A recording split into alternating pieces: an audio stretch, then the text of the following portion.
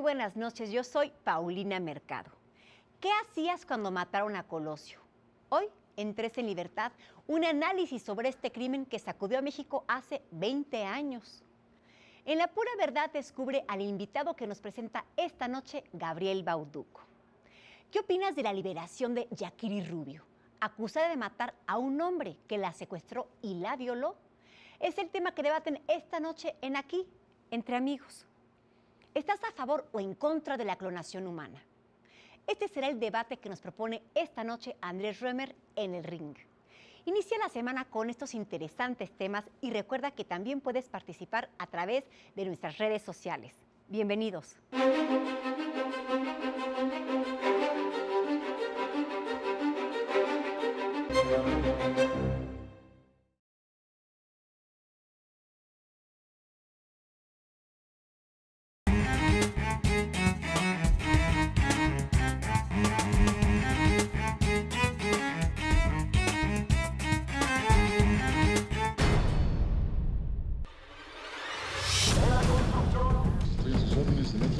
Quiero ser presidente de México para pugnar junto con ustedes.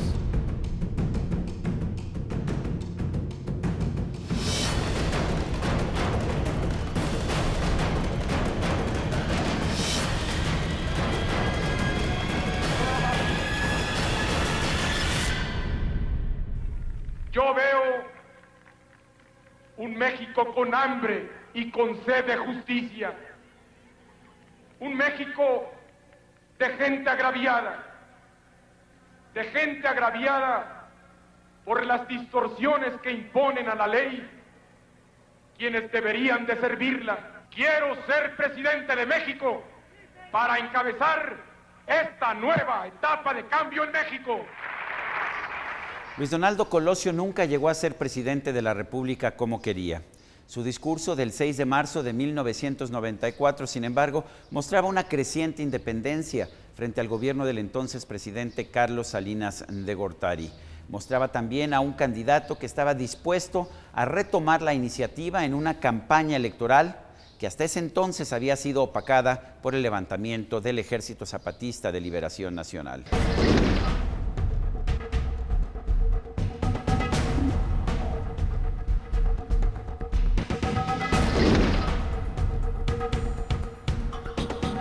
No hubo tiempo para que Colosio concluyera su campaña.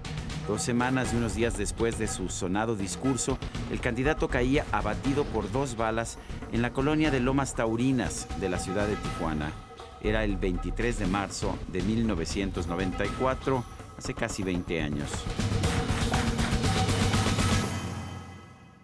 Lo que sabemos sobre el asesinato de Luis Donaldo Colosio es todo lo que podemos saber después de una investigación que abarcó 4 fiscales, que se prolongó durante 6 años, que contó con un ejército de investigadores, de ministerios públicos, de peritos, una investigación que recogió miles de declaraciones y que en el caso del último fiscal, el fiscal González Pérez, Luis Raúl González Pérez, siguió todas las pistas y todas las sospechas que había alrededor de la investigación inicial, una investigación que había comenzado de manera muy titubeante, cambiando la versión del asesino solitario por la de la acción concertada para volver a la del asesino solitario y de manera que se fue creando una especie de escepticismo generalizado entre la gente. De manera que cuando llega el cuarto y último fiscal, Luis Raúl González Pérez, hay ya 300 sospechas que agotar, que desahogar y su equipo la sigue. De manera que lo que podemos saber es todo lo que esos equipos y esos investigadores pudieron recabar. Estoy en las instalaciones de la Fundación Luis Donaldo Colosio del PRI, institución que recuerda en su nombre precisamente a este político reconocido como eficiente y capaz. También se le recuerda por su lealtad a Carlos Salinas de Gortari. Salinas influyó para que llegara a ser diputado federal en 1985, así como senador de la República en 1988. También en 1988, Salinas lo nombró presidente nacional del PRI.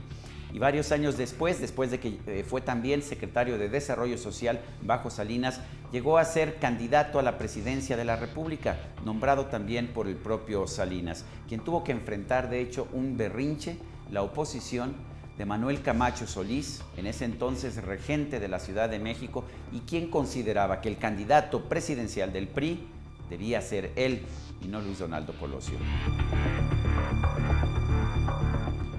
Colosio era un demócrata valiente. Como presidente del PRI reconoció públicamente en 1989 la primera derrota del partido en una elección estatal en Baja California. Los demás líderes del partido lo dejaron solo o incluso lo llamaron traidor.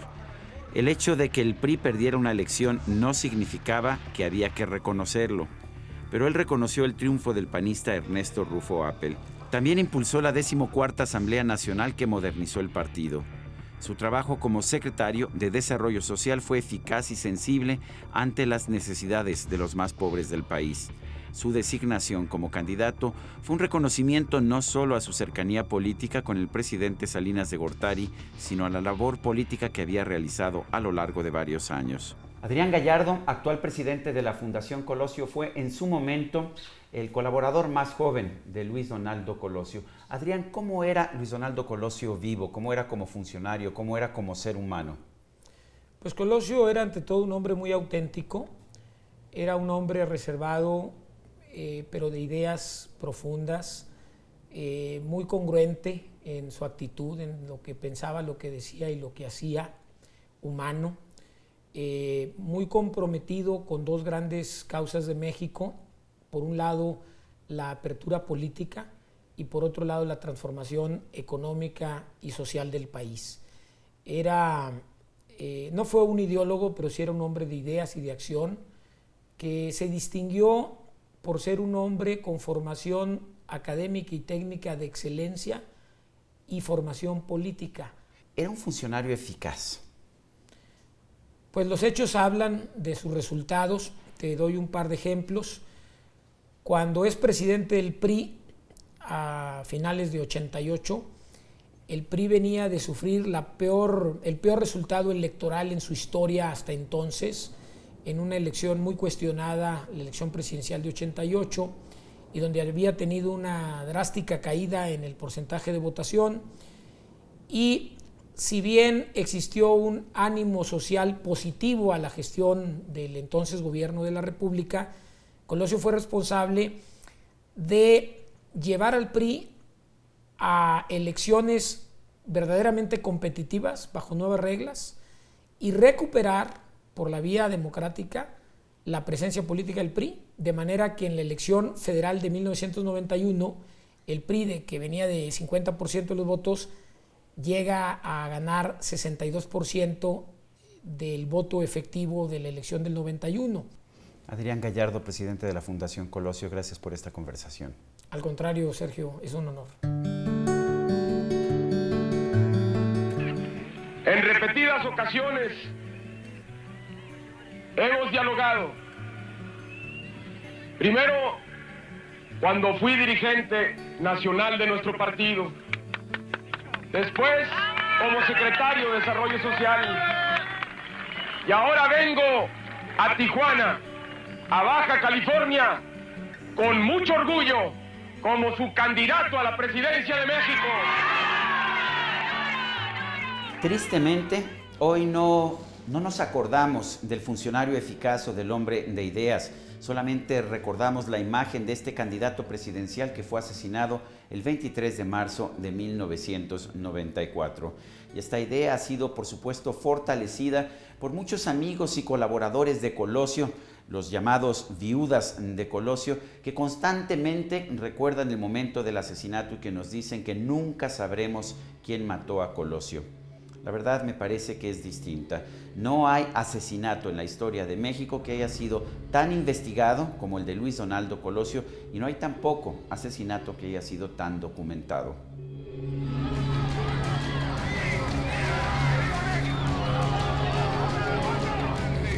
Hay pocas dudas de que Mario Aburto disparó las 2 balas que penetraron en el cuerpo de Colosio. El propio Aburto lo reconoció en su momento, si bien declaró que el segundo disparo se le había escapado y que no había querido hacerlo. ¿Pudo haber sido Aburto contratado por alguien más? La hipótesis no se puede descartar, pero nadie lo ha podido comprobar a pesar de todos los esfuerzos. Creo que la investigación sobre el asesinato de Colosio pasó por distintas fases. Fue muy titubeante al principio, fue categórica incluso en el momento en el que la misma noche del atentado es presentado el responsable y se habla de un asesino solitario, y como 3 meses después da un giro la investigación a partir de la difusión de un video donde parece que se ve gente abriéndole paso a Aburto para que llegue a la cabeza de Luis Donaldo Colosio y pueda dispararle, una persona que se tira al piso, otra que va abriendo paso con los brazos. Crea la idea de que se trató de una acción concertada, de que avanzaba un grupo en lo que se conoce como Formación Diamante. El hecho de que hayan sido reclutados como fueron reclutados los miembros del equipo de seguridad en Lomas Taurinas desató muchísimas sospechas. De hecho, se han investigado todas las relaciones y todo el pasado de Aburto. Si alguien le pagó dinero, ni él ni su familia han mostrado tener siquiera un centavo. Aburto está cumpliendo una condena de 42 años de cárcel por el homicidio de Colosio. Si hay un dinero esperándolo en algún lugar, será un viejito de edad muy avanzada cuando pueda disfrutar de él. La idea de que Colosio fue asesinado desde los más altos círculos del poder surgió precisamente por el clima político que rodeó el momento en el que fue cometido el atentado. Si uno revisa cuidadosamente las evidencias que están en el expediente, la idea se va desvaneciendo terriblemente. Si una persona de mucho dinero o de mucho poder contrató a Mario Aburto para este atentado, yo creo que hay una serie de preguntas que debemos hacernos. Por ejemplo, ¿por qué le compró una pistola vieja, una pistola de los años 70 y solamente 4 balas? ¿No le alcanzó el dinero para una pistola nueva o para comprarle las 6 balas que podía llevar esta pistola? Por otra parte, ¿por qué fue Mario Aburto a trabajar en la mañana del 23 de marzo a la maquiladora en la que laboraba? ¿Era tan importante, tan necesario ganarse esos 10 o 20 dólares adicionales antes de ir a hacer el trabajo más importante de su vida, matar a un candidato presidencial?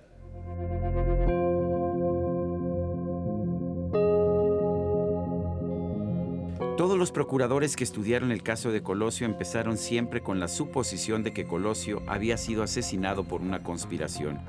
Pero después Miguel Montes, Olga Islas y Luis Raúl González Pérez, todos juristas muy respetados, tuvieron que concluir que no había indicaciones de que Aburto hubiese recibido ayuda de alguien más. Solamente Pablo Chapa Besanilla presentó una acusación formal en contra de Otón Cortés, un hombre como Aburto, sin recursos y sin educación, a quien se acusó de ser el segundo tirador. Pero Cortés fue liberado por los tribunales cuando se comprobó balísticamente que él no podía haber hecho ninguno de los 2 disparos.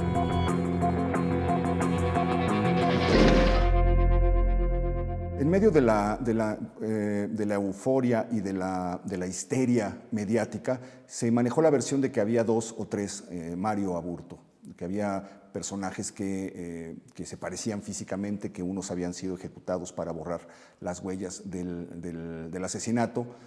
Sobre esto se gastó mucho tiempo, se gastó mucha tinta, se desataron inmensas especulaciones. La única prueba es que hay un personaje efectivamente parecido a Mario Aburto, pero que murió, que fue asesinado horas antes incluso del atentado en una riña, en un taller. Todo esto provocó que se desataran inmensas especulaciones que incluso 20 años después no han logrado aclararse. La enorme mayoría de los mexicanos rechaza tajante la hipótesis del asesino solitario. Los mexicanos no quieren creer, no quieren pensar que un hombre bueno, pero además un hombre que iba a ser presidente de la República, haya podido ser asesinado por un simple obrero de maquiladora. La verdad, sin embargo, es que la enorme mayoría de las pruebas están apuntando hacia una conclusión inevitable, que Luis Donaldo Colosio fue asesinado por un solo hombre llamado Mario Aburto. Soy Sergio Sarmiento, esto es 13 en Libertad.